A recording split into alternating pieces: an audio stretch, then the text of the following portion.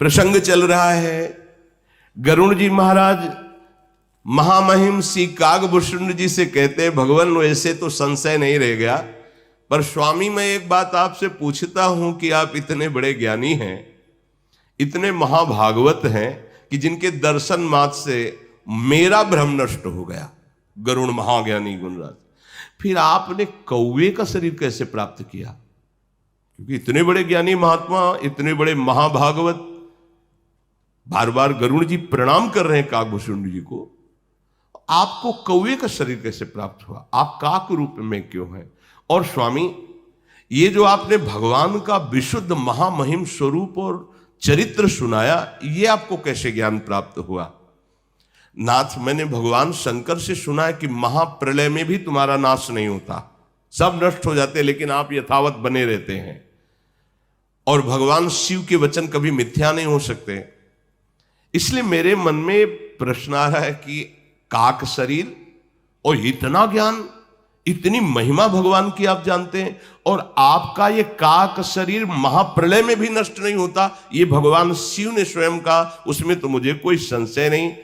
तो नाथ, बात ये है कि अग जग जीव नाग नर देवा, नाथ सकल जगु काल कलेवा, अंड कटाह अमित लयकारी, काल सदा दुरति क्रम भारी, तुम्हि न व्यापत काल, अति कराल कारण कवन, मोहि सो कहूँ कृपाल, ज्ञान प्रभाव की जोग बल।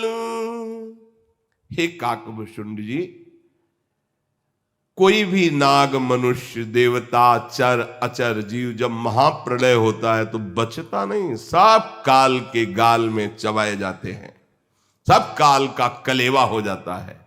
असंख्य ब्रह्मांडों का नाश करने वाला बढ़ा हुआ काल किसी को नहीं बख्शता। पर महाराज भगवान शिव ने कहा कि आपके इस काक शरीर को वो नष्ट नहीं करता।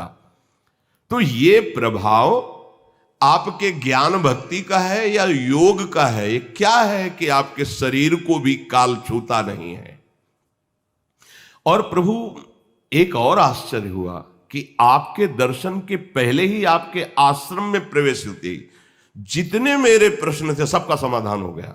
हृदय में अपार शीतलता हुई। ऐसा क्यों प्रभाव है आपके आश्रम का?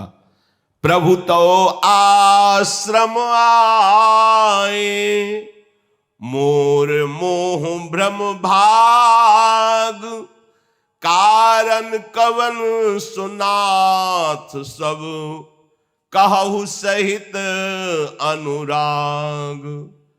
हे नाथ, इसका क्या कारण हो सकता है? गरुड़ जी की बात सुनकर श्री कागभूषुंड जी बोले, धन्य है, धन्य है, धन्य है, आप महाभागवत हो, इसीलिए ऐसा प्रश्न कर रहे हो। आपके प्रश्न को सुनकर मुझे बहुत जन्मों की याद आ गई है।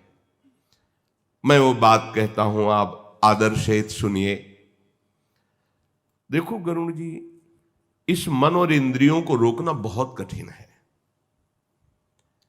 अनेक जप, तपस्या, यज्ञ, शम, दम, व्रत, वैराग्य, विवेक, योग, विज्ञान, ये सब दिव्य भागवतिक कार्य हैं।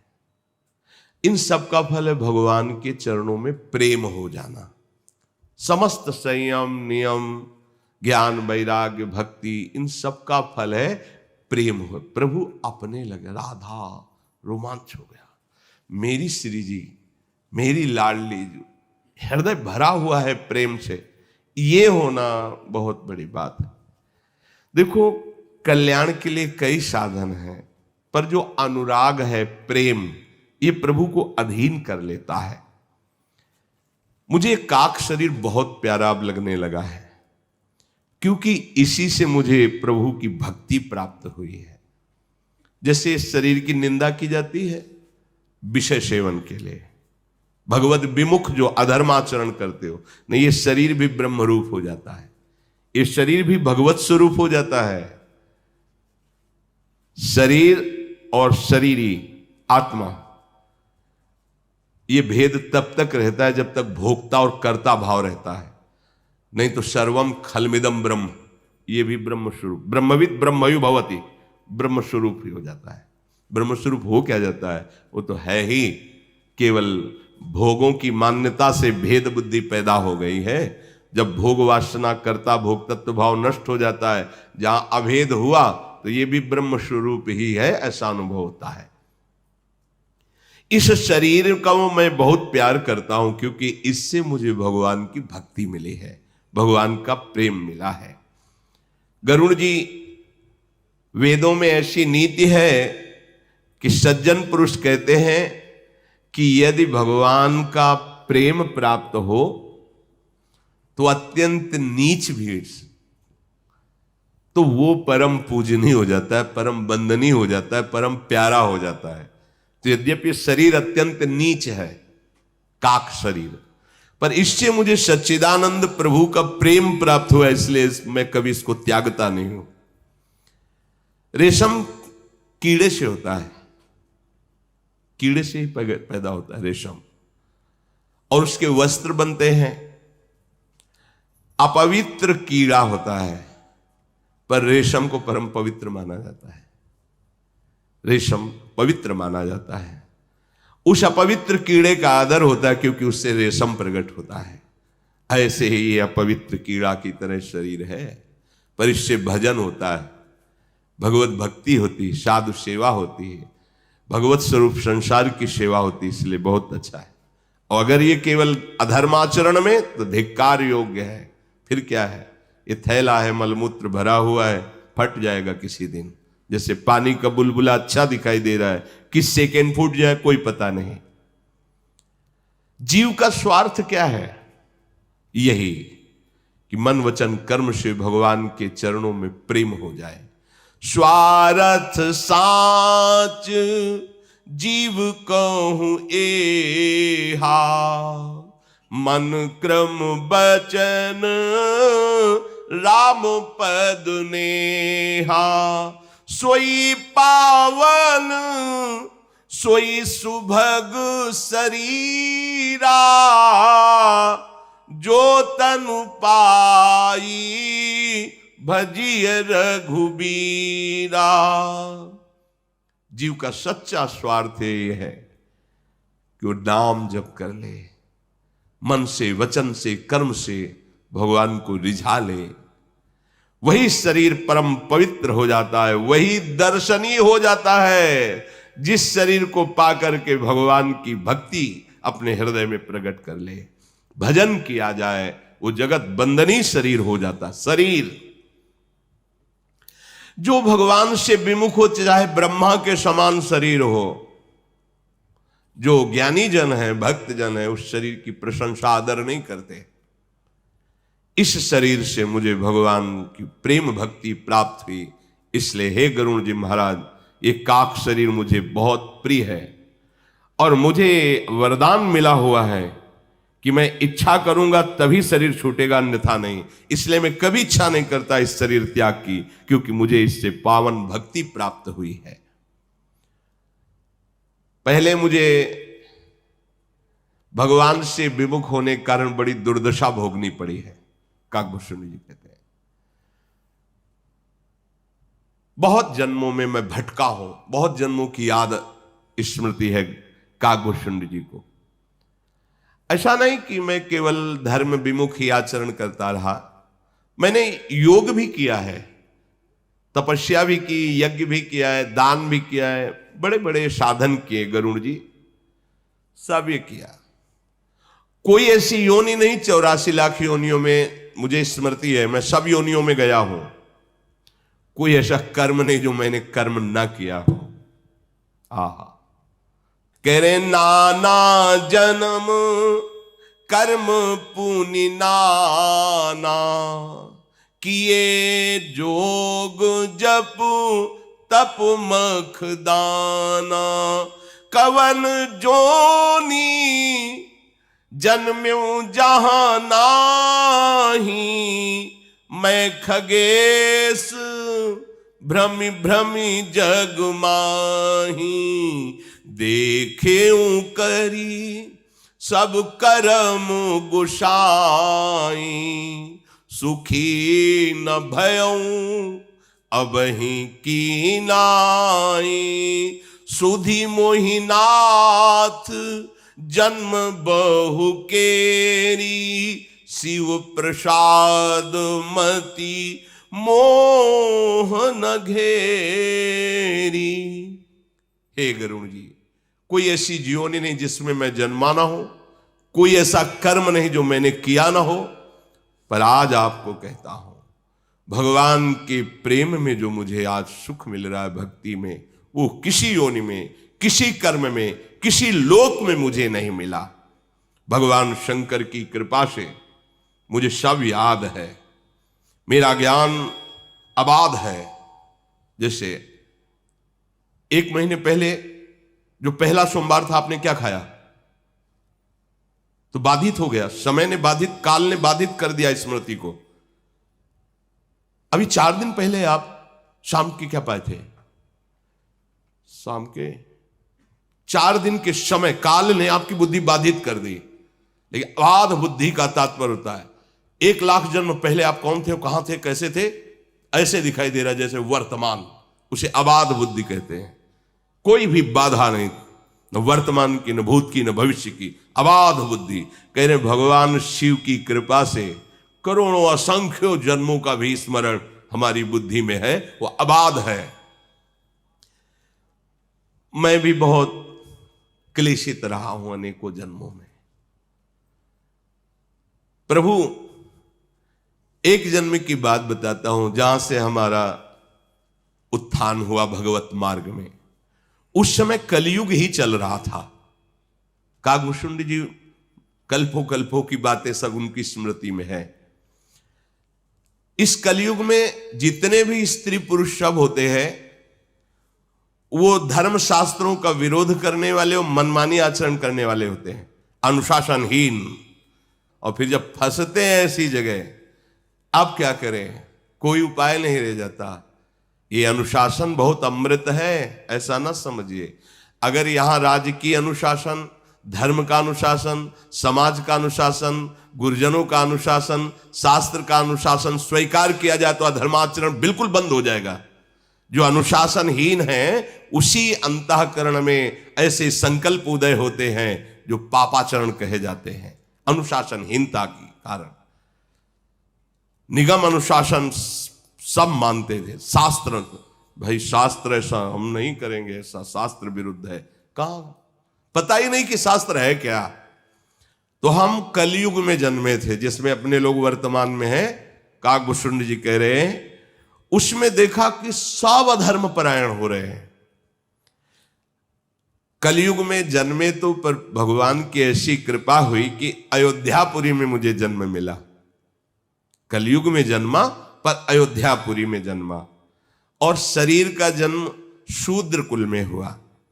मैं मन वचन कर्म से अयोध्या में जन्म होने के कारण मेरी भगवान शिव में स्वाभाविक रति होने लगी।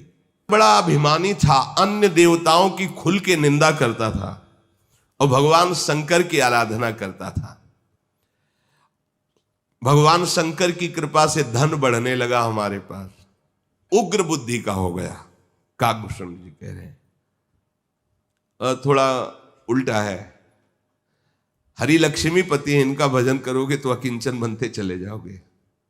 प्रायः इनके जितने महान भागवत हैं, या तो अंदर से राग रहित होकर के चक्रवर्ती सम्राट पद पर होते हुए भी महादैन्य है, और या फिर वास्तविक अकिंचन स्वरूप में। और ये महात्यागी हैं भगवान शिव, चिताभस्मा लेपो। पर इनकी जितनी आराधना करने वाले आपको मिलेंगे अब महामहिम। देखो सोने की लंका, औढ़रदानी है, बड़ा विपरीतता दिखाई। वो लक्ष्मीपति है, भिक्षा मांग के खाओ निरंतर, और वो चिता भस्मालेप, महान बैरागी, महान। एक कमरा नहीं पूरे कैलाश में, एक बट वृक्ष के नीचे महाराज रहते, पर 60,000 योजन का है वो बट वृक्ष, 60,000 योजन का है बट वृक्ष, जिसके नीचे महादेव जी बैठते हैं। और 6 ऋतुएं अलग अलग डालों में हैं। इस एरिया में तो शरद ऋतु, इस एरिया में बसंत, हर ऋतु उसी वृक्ष के नीचे। तो बोले वो भगवान शंकर की आराधना में लगा तो धन की वृद्धि हुई, तो बहुत उग्र बुद्धि वाला हो गया और बकवास करने में बड़ा प्रवीण, हृदय में भारी अभिमान पैदा हो गया। इतना अभिमान पैदा हो गया, यद्यपि मैं जन्मा परम कृपालु भगवान रघुनाथ जी की राजधानी अयोध्या में, हरि की निंदा करना, देवताओं की निंदा करना, महादेव की उपासना करना और अभिमान युक्त रहना। अवध में रहते हुए भी अवध के प्रभाव से विपरीत, क्योंकि यही दरबार दीन को आदर।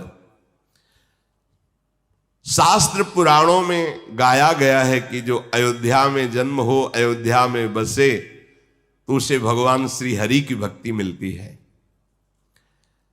अवध का प्रभाव जीव तभी जानता है जब अभिमान छोड़कर भगवान के चरणों का आश्रय ले। इसीलिए धाम का वृंदावन ही विधि बसै, तज के सब अभिमान, तृणते नीचो आपको जाने सोई जान। गरुण जी बड़ा हृदय हमारा जलता रहता। ये जो अभिमान में है ना, इनको और दूसरी आग नहीं जलाती, वही आग जला देती। जैसे तुम्हें दिखाई देंगे फूले फाले ऐसे कुंभ, आपको रुआब, अंदर उनके देखो, अगर अंदर कैमरा हो कोई ऐसा डाल के देखो, फिर पता चले कि कितना जल रहा है व्यक्ति, कितना भयभीत है अंदर से। बाहर से आपको दिखाई देगा निर्भय, और जो भगवान के दासत्व से महामंगल मोद को बाहर से दिखाई देंगे नहीं, सबके हाथ जोड़ते घूमता है, लेकिन वो निर्भय है, काल से भी नहीं डरता। जे काल बस ना परे, ये बहुत जल रहा। कागभूषण जी बता रहे, धन था, उग्र स्वभाव हो गया, हरि की भी निंदा, देवताओं की भी निंदा, मन माना उपासना थोड़ी कहीं फलीभूत होती है। अब हृदय हमारा बहुत जलता, और जिससे मिलता तो सब कलिकाल के जीव मिलते, मतलब गलत सलाह देने वाले। आप देखो ना, गलत सलाह देने वाले आपको बहुत मिल जाएंगे। कोई ऐसा कहने, धन्यवाद भाई, आप तिलक लगाते हो, कंठी बांधते हो, आप वृंदावन जाते हो, सत्संग सुनते हो, नाम जप करते हो, कोई नशा नहीं करते, भाई हमारा तो मन कहता है आपके पैर छू लें। ऐसा कौन मिलेगा? आपका अपमान करके आपको उत्साहहीन करने वाले लाखों मिल जाएंगे, लेकिन अध्यात्म में उत्साह बढ़ाने वाला कोई बिरला ही मिल सकता है। कलयुग का प्रभाव सबके हृदय को मलिन करके धर्म का ह्रास करा देता है। सदग्रंथ लुप्त हो जाते हैं, दंभियों और पाखंडियों का बोलबाला हो जाता है, कल्पनात्मक मार्ग निकल पड़ते, कल्पनात्मक जो सिद्धांत नहीं शास्त्र का, उसके विपरीत है। भाई हमारा तो धर्म यही है, हम तो ऐसे चलेंगे, हमारा मार्ग यही है। बड़े बड़े ऐसे पंथ प्रकट हो जाते हैं जिनका स्वरूप ही दंभ होता है। कलयुग का प्रभाव, सभी लोग मोह के वशीभूत होते हैं। शुभ कर्म तो पाखंड ने हरण कर लिए, दिखाया जा रहा है कि हम ये कर रहे हैं, नाम है शुभ कर्म का, और वो जो शुभ कर्म का नाम लिखा हो उसमें एक भी आचरण शास्त्र प्रमाणित नहीं है। वहां जो शुभ कर्म का अनुष्ठान, केवल कलयुग का जो प्रभाव बढ़ेगा तो ऐसा दंभ प्रकट होता है। कई बार सुनाया है, भगवान ब्रह्मा जी ने सतयुग, त्रेता, द्वापर, कलयुग चारों को बुलाया, कहा बेटा, उन्हीं के पुत्र हैं युग, कहा बेटा देखो हमारा नरक भी बनाया हुआ है बहुत बड़ा, तो देखना अपने विभाग में जहां कहीं ऐसा कोई, तो उसको नरक के। सतयुग ने कहा पिताजी हमारे राज्य में कोई नरक नहीं जाएगा, क्योंकि सब ध्यान परायण, सब हंस वृत्ति वाले, भूल चूक से कोई नहीं तो हमारे राज्य में तो कोई जाएगा नहीं। त्रेता ने कहा हम बड़े भाई का अनुकरण करेंगे, वादा नहीं करते कि कोई नरक जाएगा। द्वापर ने कहा प्रभु आपकी आज्ञा का पालन करने की चेष्टा करेंगे भरपूर, आप चिंता ना करें। कलयुग से कहा तो बोले जैसे बड़े भैया बोले कि हमारे राज्य में कोई नरक नहीं जाएगा, तो प्रभु भूल चूक से कोई स्वर्ग या परम पद प्राप्त कर ले, नहीं पूरा हाउसफुल रखेंगे पूरा। जैसे बड़े भैया बोले लो सतयुग जी कि हमारे राज्य में कोई नरक नहीं जाएगा, भूल चूक से कोई ऐसे ही भूल चूक से कोई निकल जाए परम पद या स्वर्ग तो बात अलग है, नहीं पूरा का पूरा हम बड़े भैया के विपरीत पहुंचाएंगे। और युग में चाहे ना हो, लेकिन नरक जो फुल होगा वो कलयुग कह रहा है हम कर देंगे। हाँ कर देंगे, है आचरण देख लो कैसे आचरण है। लोग धर्म क्षेत्रों में भी जाते हैं तो ऐसे ही जाते हैं जैसे पिकनिक मनाने जाते हो। भगवत धामों में आते हैं तो कैसे आते हैं, न दैन्यता है, न पवित्रता है, न भाव शुद्धता है। आप आकर के यहाँ एक दिन रुको, लेकिन धाम की पद्धति से रुको, 2 दिन 3 दिन रुको। हम कह रहे जीवन यापन करो मंगल में, इतना कमाओ यहाँ पुण्य, इतना कमाओ मंगल कि तुम्हारे दुखों का नाश हो जाए। ये दुखों का नाश करने की भूमि है। कलयुग में कोई वर्ण आश्रम धर्म का पालन नहीं करेगा जब बढ़ेगा। जो वर्ण है और जो आश्रम है, ब्रह्मचर्य, गृहस्थ, वानप्रस्थ, संन्यास जैसे आश्रम, ऐसे जो वर्ण है व्यवस्था है उसका पालन नहीं करेगा। सब पुरुष, सब स्त्री, बालक, बूढ़े, जवान शास्त्र विरुद्ध आचरण को ही सुखद मानेंगे। शास्त्र विरुद्ध आचरण, शास्त्र का स्पष्ट आदेश है, भगवत अनुशासन। सूर्य उदय के पहले उठ जाओ, और चाहे जिस कुल के जन्म हो, चाहे जो हो, बच्चा बूढ़ा सब, भगवान त्रिभुवन को प्रकाशित करने वाले भास्कर पधार रहे, उनकी अगवानी करो। जैसे वेद मंत्रों के द्वारा उच्चारण करते हो, अर्घदान करना, तो कुछ नहीं आता तो हाथ जोड़ के प्रणाम कर लो, कम से कम सैया से तो खड़े हो जाओ। नहीं वो हम 9 बजे के बाद मिले तो मिल सकते हैं, 9 बजे तक तुम केवल सोते हैं, 9 बजे तक। अब कोई तो हमें बताया कि 11 बजे तक दिन तक सोते हैं, तो बाल भोग कब होता होगा और राजभोग कब होता होगा इनका, और शयन भोग कब होता? बोले 12-1 रात के बीच में शयन भोग होता है। निशाचर, ये आहार निशाचरी आहार है, कोई भी करता हो। 11 और 3 के बीच में जो आहार है वो निशाचरी आहार है। तुम्हारी बुद्धि भ्रष्ट हो जाएगी, राक्षसी भाव प्रकट हो जाएगा। अब कौन मानेगा? भगवत भाव भगवान के प्रियजन है, माता पिता साक्षात मेरे भगवान है, कहां भावना बनती। कई ऐसे बूढ़े माता पिताओं का जब दर्द सुनो तो लगता है कि आज का समाज कहां चला जा रहा है। आप माना बहुत धनी हो, अपने बूढ़े माता पिता को वृद्धाश्रम भेज दिया, अनाथालय में भेज दिया, शर्म नहीं लगती? तुम्हें पालन पोषण किया, तुमको कहां भेज रहे हो? अनाथालय। तुमको वृद्धाश्रम, भले VIP व्यवस्था कर दिए, पैसा है, कैसे तुम? उनको इस व्यवस्था की जरूरत नहीं, तुम्हारे प्यार की जरूरत है। तुम उनके प्यारे पुत्र हो, वो तुम जब उनकी भले कम सेवा करो, लेकिन मुस्कुरा के 5 मिनट बैठोगे ना चरणों के पास, तो उनको इतने से कट जाएगा। और चाहे जितनी व्यवस्था कर दो दूर, तो उनका हृदय जलेगा, और वही व्यवस्था तुम्हारे लिए तैयार हो जाएगी। वही व्यवस्था तैयार होगी, ध्यान रखना, जो तुम अपने माता पिता के साथ करते हो। कलयुग में कोई शास्त्र आज्ञा को नहीं मानता। महाराज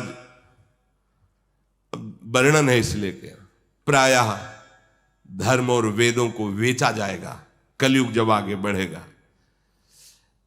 ऐसे राजा बैठेंगे जो प्रजा के कर पे कर लगा के नष्ट कर देंगे। सच्ची मानिए, किसानों के दर्द को जो खेती नहीं करते वो नहीं जान पाएंगे। जो किसान जन मेहनत, और पूरा भारत उसी का अन्न खाएगा। आपकी तो महीना की सैलरी है, मिल रही है, लेकिन उससे पूछो, वो कर्जा लेकर खेती में अनाज बोया, फसल तैयार हुई और इतनी वर्षा हो गई कि सब सड़ गई। अब वो कर्जा देने लायक नहीं रहा, बेटी ब्याह के लायक है, बच्चे पढ़ाने के लिए, इसके बाद सरकारी उसके ऊपर और भी कर आदि की व्यवस्था है, वो कोई सुनने वाला नहीं, नष्ट हो जाते हैं। तभी वो ज्ञान है नहीं, आध्यात्मिक बल है नहीं, तो बेचारों को एक ही मार्ग दिखाई देता, क्या करें?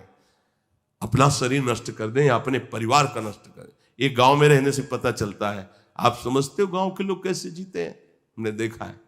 ओढ़ने के लिए रजाई नहीं थी, सर्दी में ओढ़ने के लिए रजाई, भरपेट भोजन के लिए दिन भर बैल की तरह मेहनत करते हैं, वही अन्न जाकर के देश विदेश सब पोषण हो रहा है।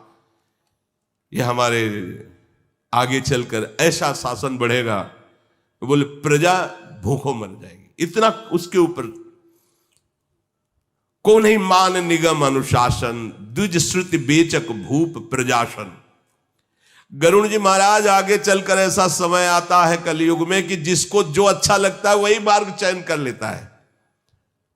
जैसे हमारे साधु वेश की एक मर्यादा है, गुरु परंपरा से वेश मिलता है, मनमानी नहीं है, गुरु परंपरागत है। आप गृहस्थ हो तो उसकी बात, वैरागी हो तो एक वेश है आजीवन के लिए जो गुरु से मिला हुआ है। और ये नहीं कि मुझ कटिंग में, दाढ़ी सेटिंग में हो, बाल ऐसे फिटिंग, ऐसा नहीं है। सिद्धांत है या तो मुंडन पूरे में और या तो पूरे रखाओ, दो ही पद्धति है, या तो भद्र करो या तो पूरे रखाओ, उसमें ये सेटिंग फिटिंग नहीं।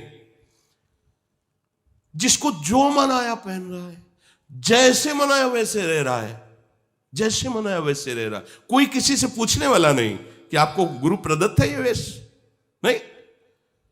सफेद पहन लिए, पीले पहन लिए, बाबूजी हमें जरा दीजिए ऐसा रुपया, वो कह रहा है आपका आदमी पैसा मांग रहा है, ऐसा कैसे हो सकता है? जैसे हमको किसी ने बताया कि आपका पीला पहने कोई, वो उधर पैसा, हमका हमारा एक भी साधक ऐसा नहीं। अनुशासनहीनता ही मृत्यु है, भगवत कृपा से ऐसा नहीं है एक भी। तब इनसे कहा कि जो केवल तिलक लगाए दिखाई देते हैं उनसे पूछो किस तारीख को कब आपने दीक्षा ली, नहीं ली तो केवल रज लगाओ, नाम जप करो, चिन्ह नहीं धारण कर सकते। अगर धारण किए हो तो दंड नहीं है, अपराध है, उसको तुम ऐसे नहीं, उसका दुरुपयोग नहीं कर सकते। तिलक लगा लिए, पीला ओढ़ लिए, 1 घंटा के लिए मार्ग में खड़े हो गए, ओ महाराज जी का स्वास्थ्य खराब, उसके लिए आपको सहयोग करेंगे, ये ऐसा कैसे हो सकता है? कहां है बात सुनी? तो बोले मार्ग में। तो मार्ग में तो कोई भी कुछ भी कर सकता है। इस क्षेत्र के अंतर्गत कहीं भी कोई किसी भी तरह का इस तरह की हरकत करता पाया जाए तो पक्का समझो वो हमारा विरोधी है, वो भगवत सिद्धांत का विरोधी, वो हमारा अनुगामी नहीं हो सकता, अनुगामी नहीं हो सकता। किसी भी तरह की याचना करने वाला हमारी श्री जी का शरणागत नहीं हो सकता। यहां मंगबो भलो नो बाप सो जो प्रभु राखे टेक, मृत्यु बर्दाश्त है, ऐसे करना बर्दाश्त नहीं। समुझ जाए शरण, समझो हम जिनकी शरण में है, पोषण भरण न चिंत कराए, श्री हरिवंश विभव बिलसाई, वृंदावन की माधुरी। थोड़ा जल्दी, ये जो धर्म विरुद्ध वेश धारण कर लेना, धर्म विरुद्ध उद्देश्य बना लेना, ये कलयुग का प्रभाव है।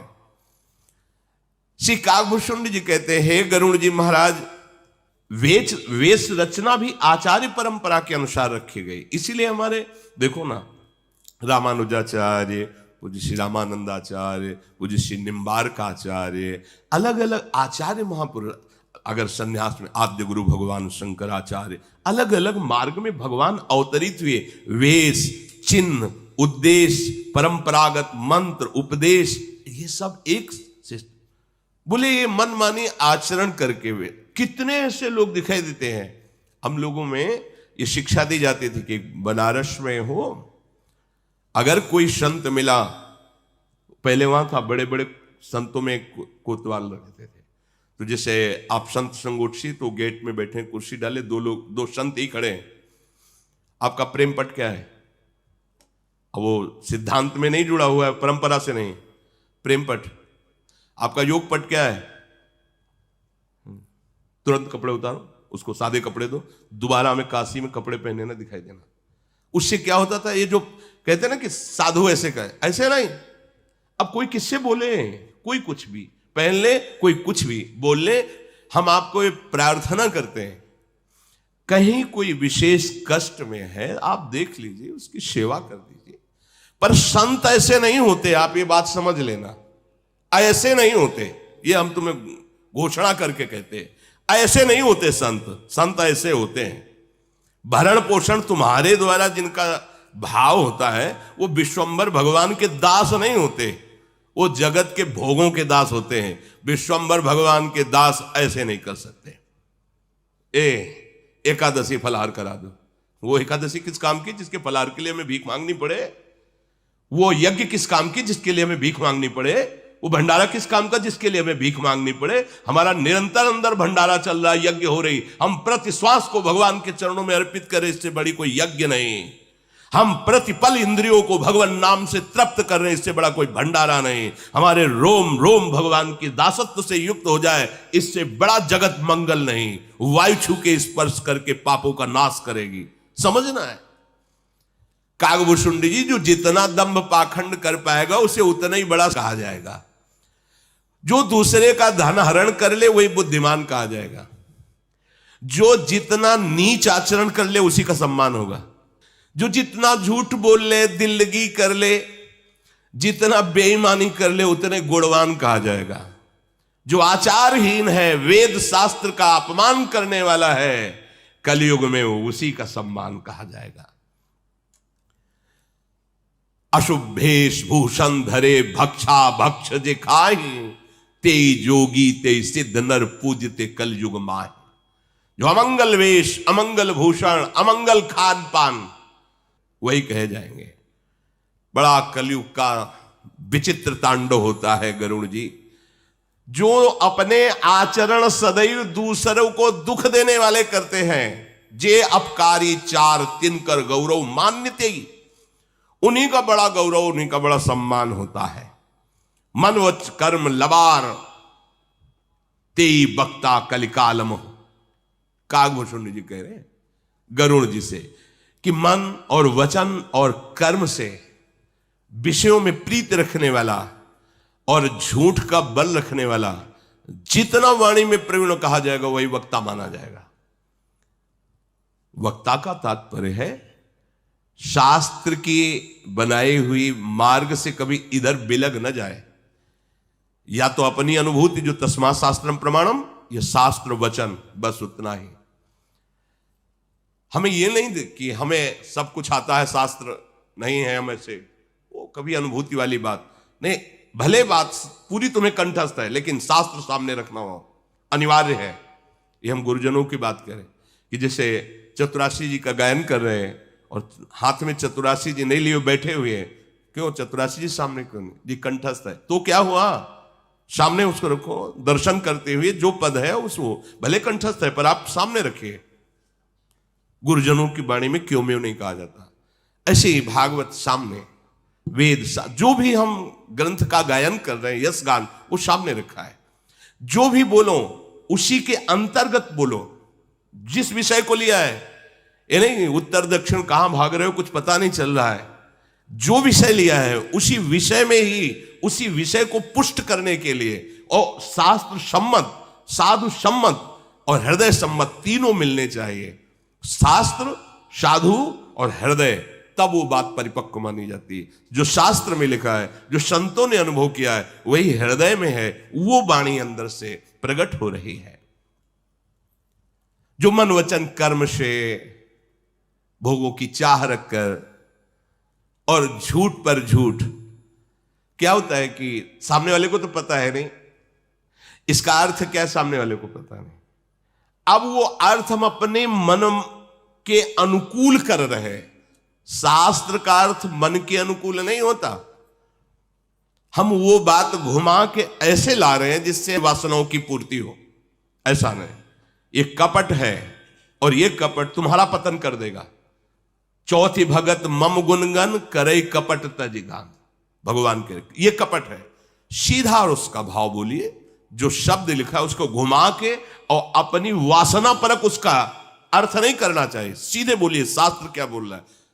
थोड़ा चोट लगेगी, अगर इसमें लिखा है तो हमारे भी हृदय में चोट लगेगी, गलत है। आपके हृदय में चोट लगेगी तो हमें सुधरना होगा ना।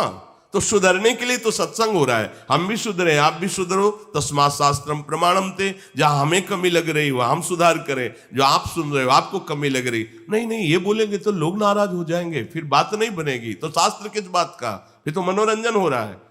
शास्त्र मनोभंजन करता है, तुम्हारे मन की अशुभ वृत्तियों का नाश करके भगवदाकार वृत्ति प्रदान करता है। तो गरुड़ जी महाराज को कागभूषुंडी जी उस कलयुग के समय की बात बता रहे जिस समय जन्मे हुए थे। हाँ, तो ये प्रार्थना कर रहे हैं कि जैसे शनिवार रविवार को बहुत भीड़ होती है दर्शन देने वालों लोगों की, वहां से लेकर यहाँ तक। तो बीच में जो नित्य छोटे छोटे बच्चों को लेकर परिवार के जन खड़े होते हैं, उनसे प्रार्थना है कि वो शनिवार रविवार को बिल्कुल ना खड़े हों। आज मुझे भी बहुत ऐसा लगा कि छोटे छोटे बच्चे जिनसे हम राधे राधे करते हैं रास्ते में, वो इतनी भीड़ थी कि हम बार बार लौट के देख रहे थे कि वो सुरक्षित अपने माता पिता के हाथ में है कि नहीं। नहीं तो भीड़, नौजवान लोग बाहर से आते हैं, राधे राधे ही सही पर ऐसा जोशीला स्वरूप प्रकट करते हैं कि कहीं वो बच्चा गिर गया और तो फिर बड़ा असहनीय हो जाएगा। इसलिए हम अपने जनों से प्रार्थना करते हैं कि शनिवार रविवार को प्रायः लगभग ऐसी भीड़ दिखाई देती है, तो जहां वहां ना खड़े हों, अन्य दिनों में दर्शन। क्योंकि छोटे बच्चे हैं, आप अपने शरीर को संभालेंगे कि उस बच्चे को संभाल। अब छोटा बच्चा गोद में ले, किसी का धक्का लगा, सामने गिरा, वो अहित हो जाएगा। इसलिए जो शरीर के वयोवृद्ध जन हैं और जो बच्चे हैं वो ना जाएं भीड़ में, अपने घर के हैं कभी भी दर्शन कर लिए आपस में, और नहीं तो यंत्र है उससे दर्शन कर लिए। कोई अमंगल हो जाए, वैसे महारानी जो सर्वसमर्थ हैं, पर अपने लोग काहे को छोटी सी बात के लिए महारानी जी को अर्जी लगावे कि आप अपना वहां सामर्थ्य दिखाइए, किसी को अहित ना हो। अब हमारे ही चित्त में छो हो रहा था, वो बच्चा जैसे दंडवत, ऐसे 50 लोग दौड़ रहे हैं। अब नौजवान हैं, वो तो रात भर चल के आए, तो उनको लगता है जय बार दर्शन कर लें, एक बार दो बार तीन, तो धक्का वो अच्छा नहीं, पर नहीं मानेंगे, वो नहीं मानेंगे। अपने लोग सत्संगी हैं, वयोवृद्ध शरीर और छोटे बच्चे, ये प्रायः भीड़ में ना खड़े हों। जिन दिन ज्यादा भीड़ है, कोई उत्सव है, वहां मत खड़े होइएगा, क्योंकि ये शरीर भगवत प्राप्ति के लिए है। कोई अंग भंग हो जाए, कोई हानि हो जाए, फिर हमें अच्छा नहीं लगेगा, फिर आना जाना हमारा मतलब बाधित हो जाएगा। किसी को कष्ट हो, हम ऐसी जगह क्यों जाएंगे? इसलिए आप सावधान। और ये प्रार्थना करें कि हम लोग जितने सेवादार हैं सब आपके ही दास हैं, आपकी सेवा के लिए हैं। अगर आप हमारी बातें नहीं मानोगे, वहां जैसे रोक रहे हैं, जबरदस्ती करोगे, तो हम आपको कैसे फिर सुविधा दे पाएंगे? अब जान रहे आप कितनी छोटी जगह है। अच्छा, यहाँ किसी से कुछ मांगने जांचने वाला विषय है नहीं, हमारी श्री जी के द्वारा। अब हमसे ये कहो कि व्यवस्था करो, देखो भाई, हम ये प्रपंच हमसे नहीं होने वाला। श्री जी ने कर दिया, जितनी व्यवस्था है उतनी में बैठ लो। अब इतने में कितने लोग, 4-5 हजार लोग आते हैं, 4-5 हजार में 50 लोग अंदर किए गए, तो जो बाहरी बचे वो तो गाली ही देंगे ना, मन में सोचेंगे कि बाबा जी इनको क्यों बैठा लिया, हमें क्यों, हमारे पास जगह नहीं है। आप खुद देख लो, व्यवस्था नहीं है। एकांतिक जहां केवल 15 आदमी बैठ सकते हैं, वो भी जबरदस्ती। कितने बैच आप एकांतिक में रखोगे? अब किडनी पेशेंट ये शरीर है, इसको हम ज्यादा देर ऐसे बैठा ले रहते हैं, पूरे दिन भर पड़े रहते हैं, बुखार आता है, क्योंकि उस पर वजन पड़ेगा ना ज्यादा। पर हमें लगता है जितना सुख मिल जाए, जय दिन शरीर चल रहा है, सबका मंगल हो जाए, तो ये कोई ना समझे कि किसी को बड़ा समझ करके एकांतिक में बैठाला जा रहा है। जगह नहीं है, बहुत कम जगह है। अगर हम ऐसे इतनी जगह में एकांतिक करें तो हमारी श्री जी की सेवा और पाठ रुक जाएगा। अब इसमें एकांतिक करें, 400 लोग बैठ जाओ इकट्ठे, तो एकांतिक में हो गया, 2 बार में सब निपट जाएंगे। अब 1000-2000 लोग एकांतिक के लिए तैयार है, 15 आदमी बैठेंगे, तो अगर हम 60 आदमियों को तैयार, तो 15 चौको 60, 4 बैच में वो अंदर बैठेंगे। अब 60 ही लोगों को केवल बैठा ला, इतने में हम पसीना पसीना, और इनसे इशारे में अभी कितने हैं?